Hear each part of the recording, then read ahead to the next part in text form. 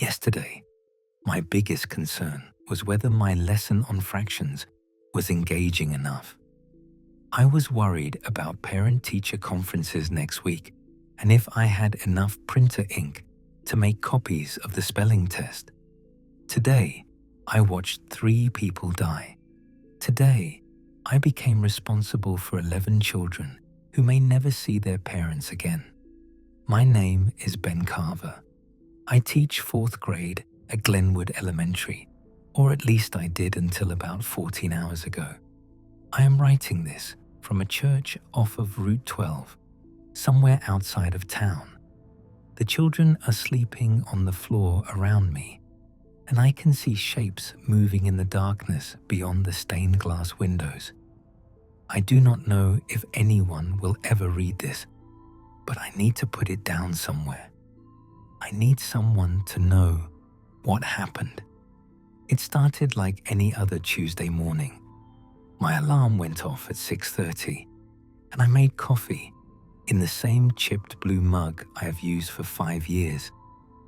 The drive to school felt strange though. The roads were quieter than usual. I remember thinking it was odd, but I chalked it up to the weather.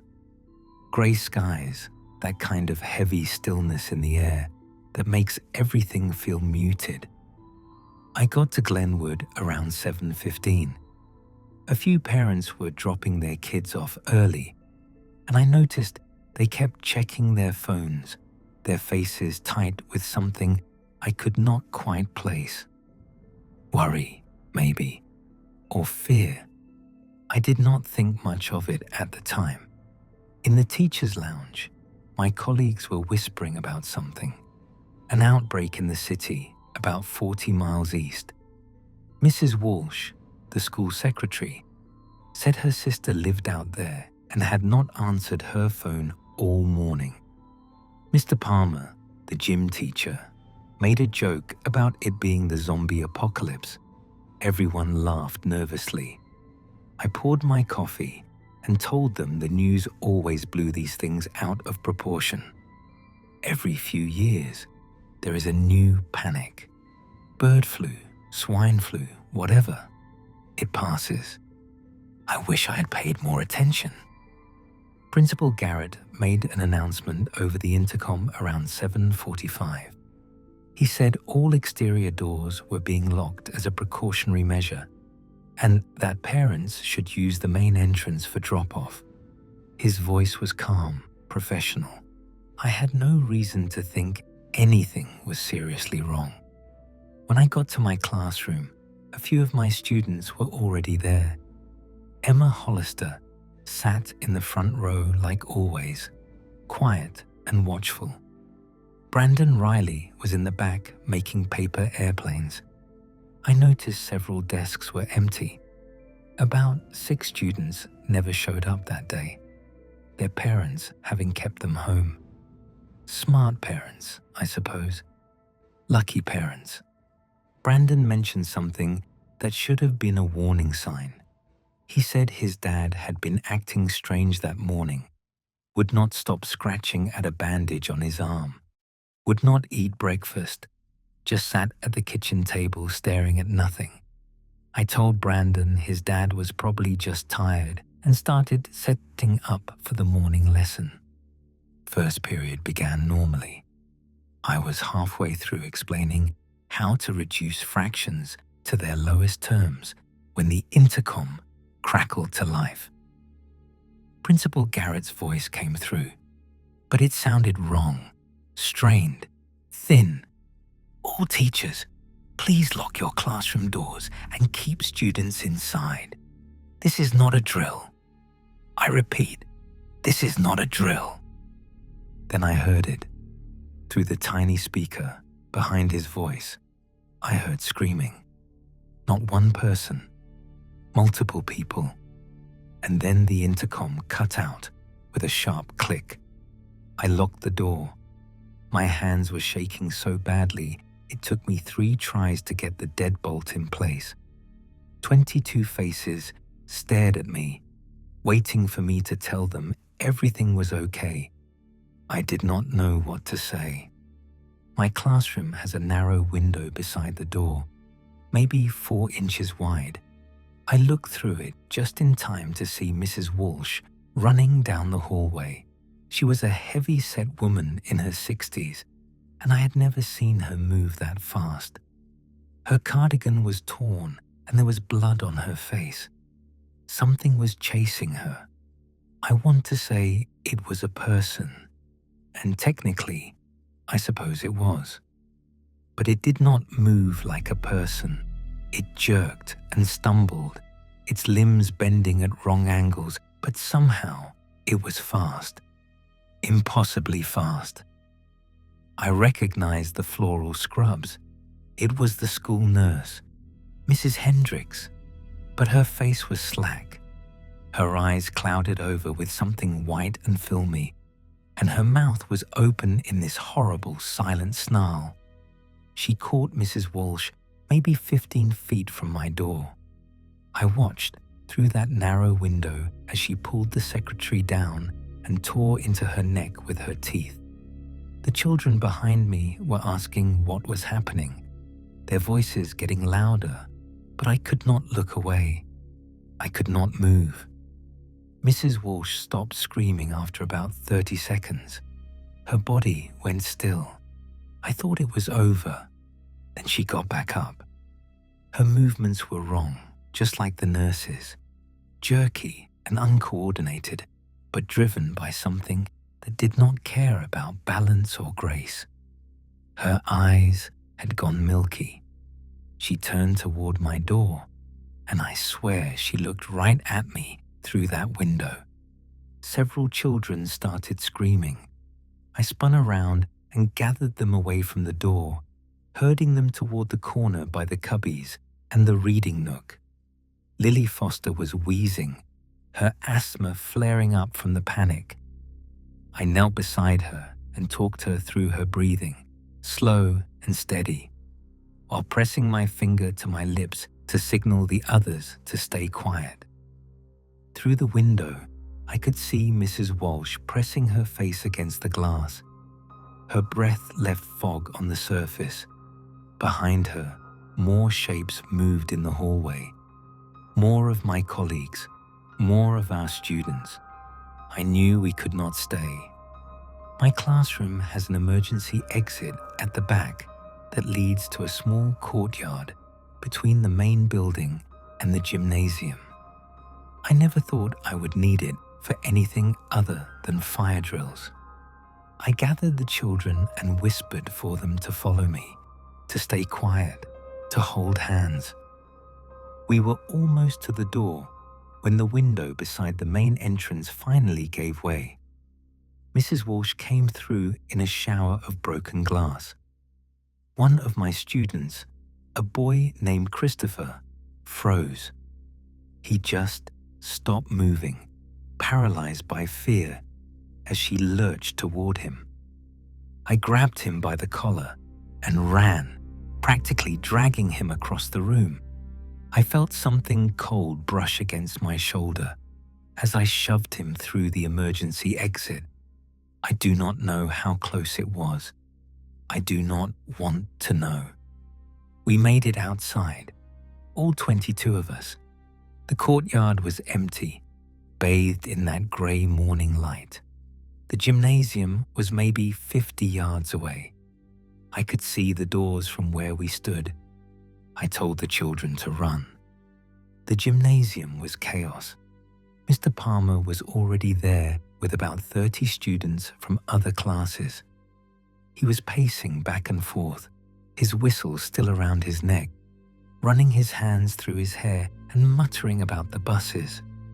He kept saying we needed to get to the buses, that we could drive out of here, that help was probably already on the way. I told him we needed to stay hidden. We needed to barricade the doors and wait for the police or the National Guard or whoever handles things like this. But Palmer would not listen. He was convinced that our best chance was to make a run for the parking lot. I should have argued harder. I should have grabbed him and made him understand. But I did not. I was scared and confused and trying to keep track of my own students. And by the time I realized he was actually going to do it, he was already at the main gymnasium doors. He opened them to check if the path was clear. 3 of them rushed in before he could even scream. The gymnasium erupted, children running in every direction, their screams echoing off the high ceiling. I saw Mr. Palmer go down beneath 2 of them.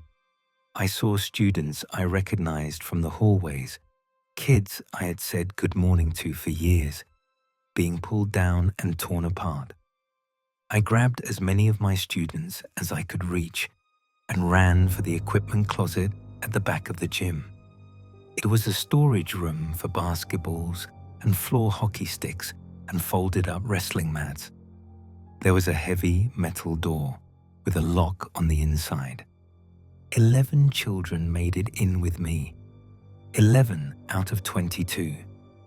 I did not have time to count them properly. I just pulled the door shut and threw the lock and pressed my back against it, my heart pounding so hard I could feel it in my teeth. Lily was wheezing badly again. In the darkness of that closet, surrounded by the smell of rubber and sweat and cleaning supplies, I held her face in my hands and talked her through her breathing, slow and steady, in through the nose, out through the mouth. I kept my hand over her mouth to muffle the sound because I could hear things outside. Footsteps, that horrible wet gurgling noise they make. Something testing the door handle. We stayed like that for what felt like hours. The children clung to each other in the darkness, and I could hear some of them crying, trying to stay quiet, their little bodies shaking with the effort of holding it in. Emma sat beside me, her face pale but calm. She did not cry. She just watched the door and waited. Then a voice came from outside, raspy and low but human. "Anyone alive in there?" I did not answer at first. I thought it might be a trick, but then the voice came again, impatient this time. "I can hear you breathing, so I know you are in there. I am Lou Hendricks, the janitor. I have been moving through the maintenance tunnels. If you want to live, open this door." I took a chance. I unlocked the door and pulled it open just a crack. Lou was standing there with a fire axe in his hands. He was a big man, maybe 60 years old, with a grey beard and hands like leather. I had seen him around the school for years, always pushing his cart, always nodding hello. He looked exhausted, but his eyes were clear. Behind him, the gymnasium was quiet. I could see bodies on the floor. Some of them were children. "Do not look," Lou said. "Nothing you can do for them now. We need to move." The basement boiler room connects to an exterior service entrance. It is our only way out. I looked back at the bodies. I recognized some of them. Students from other classes, kids I had taught in previous years. Every instinct told me to go to them, to help them, to do something. Lou grabbed my arm. "I know what you are thinking, but they are gone. And if you do not get these kids out of here right now, they are going to be gone too." I made a choice, the hardest choice of my life. I turned away from those bodies and led my 11 students out of the gymnasium. Lou knew the school better than anyone.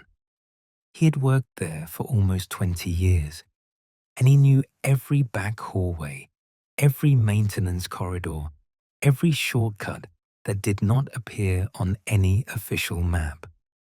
He led us through passages I never knew existed, narrow corridors behind the walls that smelled like dust and old copper pipes. I kept counting the children as we walked. 11. I counted them over and over, terrified that I would turn around and find only 10. Emma stayed close to me. She helped with the younger kids, holding their hands, whispering encouragement. She was 10 years old, and she was holding it together better than I was. As we moved through the darkness, Lou told me what he had seen that morning. A school bus had arrived around 7:45. The driver was sweating and twitching, scratching at a wound on his forearm. Lou had watched from across the parking lot as the man stumbled off the bus and collapsed on the pavement. By 8 o'clock, the driver was back on his feet, but he was not the driver anymore. He attacked the first person he saw, a parent dropping off her kindergartner. Lou had barricaded himself in his supply closet. He watched through the ventilation grate as the school fell apart around him. He saw teachers turn. He saw children turn. He saw Principal Garrett try to establish a safe zone in the main office before he was overwhelmed. "It happens fast," Lou said, his voice barely above a whisper. 10 minutes, maybe 15. One bite, and they are done. You can see it in their eyes first. They go glassy. Then they stop talking. Then they stop being themselves. We reached the basement after what felt like an eternity.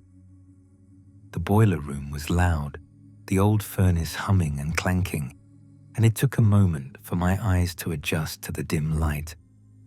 The service exit was on the far side of the room, maybe 40 feet away. A metal door with a push bar. Freedom. But we were not alone. 4 of them stood between us and that door.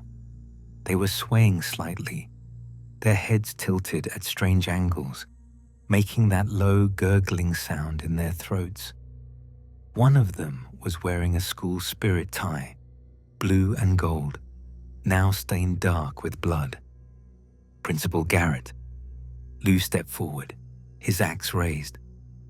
"I'm going to draw them away from the door. When I do, you get those kids outside, and you do not stop running until you cannot see this building anymore." I started to argue, but he cut me off. "I do not have anyone waiting for me," he said.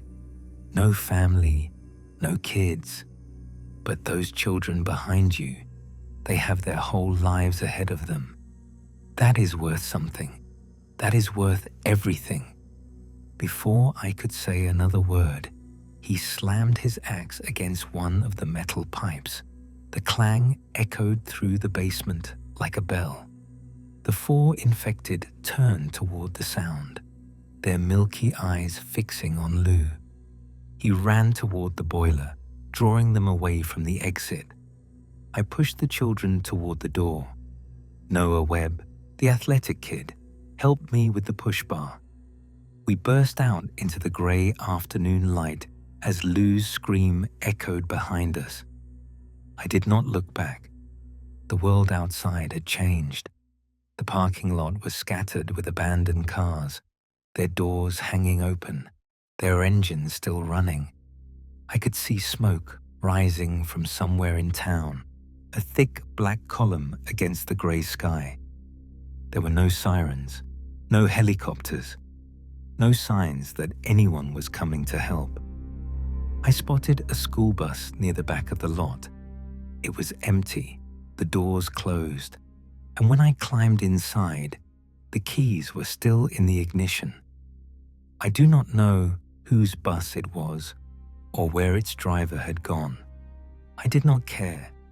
I loaded the children inside, telling them to get down below the windows and stay quiet. As I turned the key and the engine rumbled to life, one of them slammed against the door. It was a woman, or what used to be a woman.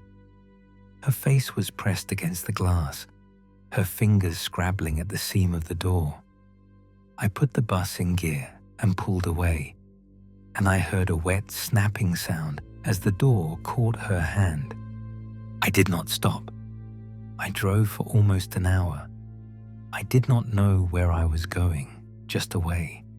Away from the school, away from the town, away from everything we knew. The children were silent behind me, some of them crying quietly, others just staring at nothing with that hollow look that I recognized from my own reflection in the rearview mirror. Emma sat in the front seat beside me. After a while, she spoke. "Mr. Carver, are our parents okay?" I did not know how to answer that. I still do not. I told her that we were going to find somewhere safe, and then we would figure everything out. I told her that things were going to be okay. I do not know if that was a lie. I suppose it was. We found this church off of Route 12, a small white building with a tall steeple and a gravel parking lot that was empty. I searched the building twice before I let the children inside. It was clear. The doors were solid oak, and I dragged the pews across the entrance to barricade them. There is a basement with canned goods and bottled water. Someone had been preparing for something, though probably not this. There are enough supplies to last us a few weeks, maybe longer if we are careful. The children are sleeping now, scattered across the floor on cushions from the pews. 11 small bodies, breathing slowly in the darkness. I have counted them 4 times since we got here. I cannot stop counting them. It is almost midnight.